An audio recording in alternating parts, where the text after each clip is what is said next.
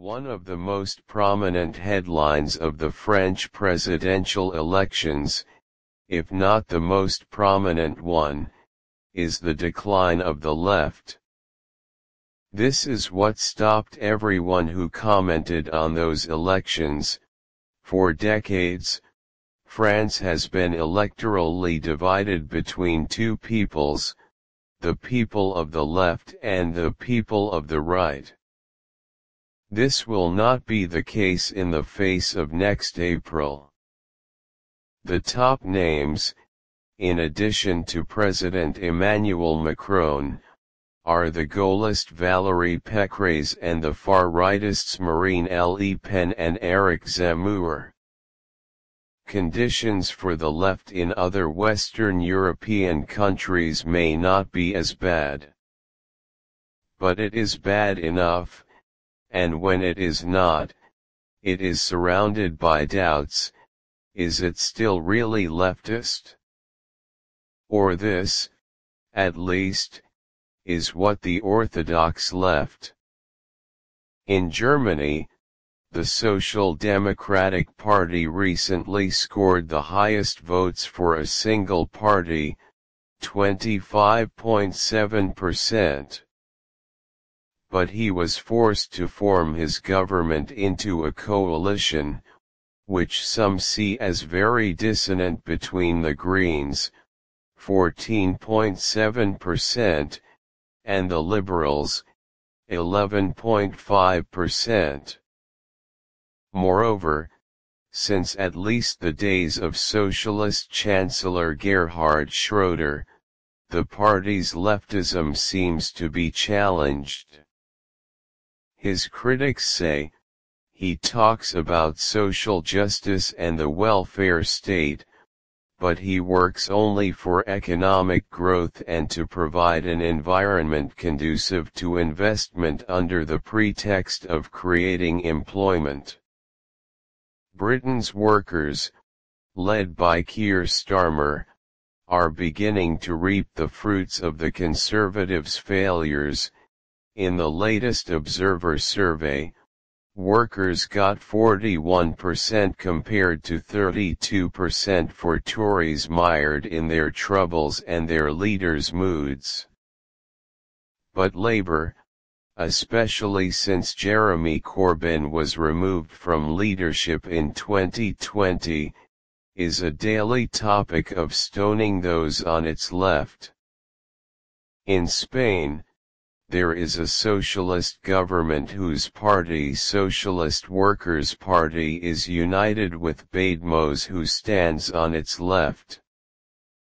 However, Spain's very poor economic conditions, even if Corona played a major role in this, does not inspire optimism regarding the future of the socialists, who will be held responsible for the deterioration.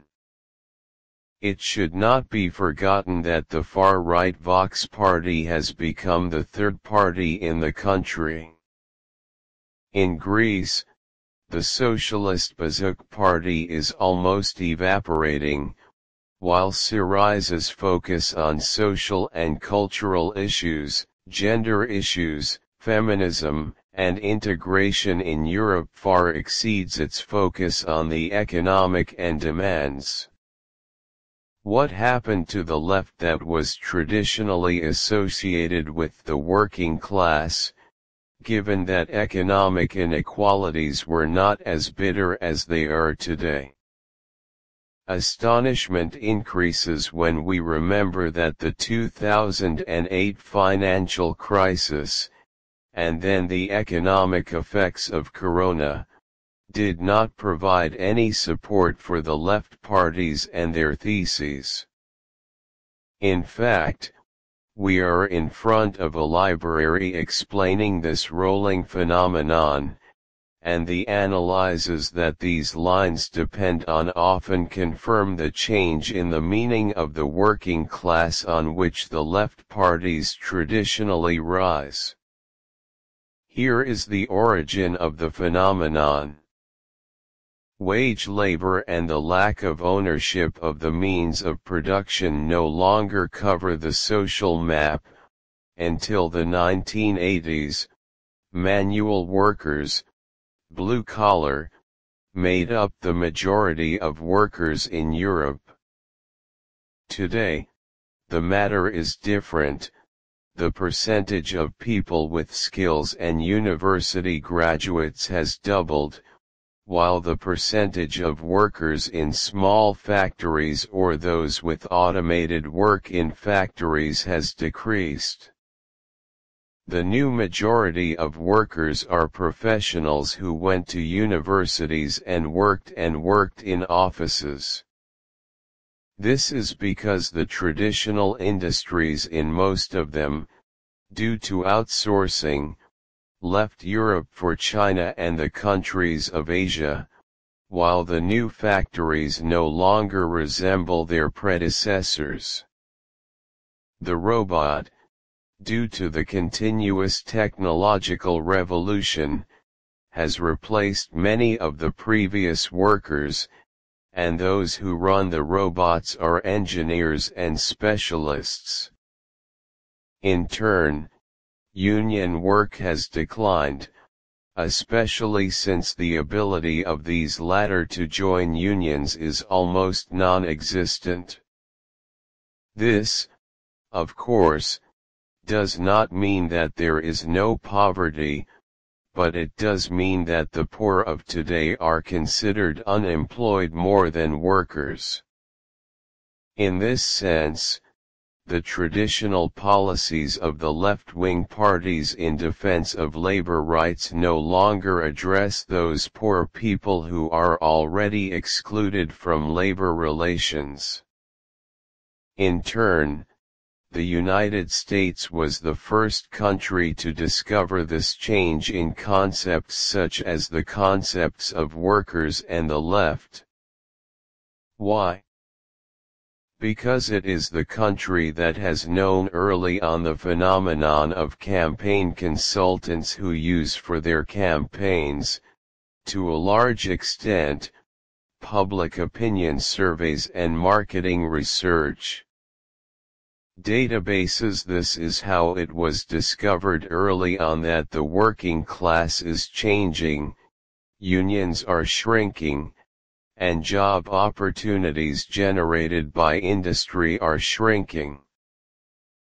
Politically, the American working class preceded other Western working classes in not voting for the Democratic Party and choosing the Republican right, as we witnessed with Ronald Reagan. That is why Bill Clinton made his coup to the left of the Democratic Party. Then Tony Blair mimicked him in the coup to the left of the Labour Party, to create the theory that elections are fought in the middle and won in the middle. Beyond this, which was not understood by old leftists such as Sanders and Jeremy Corbyn, class as a concept began to give way, in social analysis, to ethnicity, identity and cultural group. This, in general, leaves us with a muddled transitional phase, and perhaps a long one, in ideas and concepts, as well as in the forces that will or may not arise in response to the existing conditions that do not please the heart. One of the most prominent headlines of the French presidential elections, if not the most prominent one, is the decline of the left.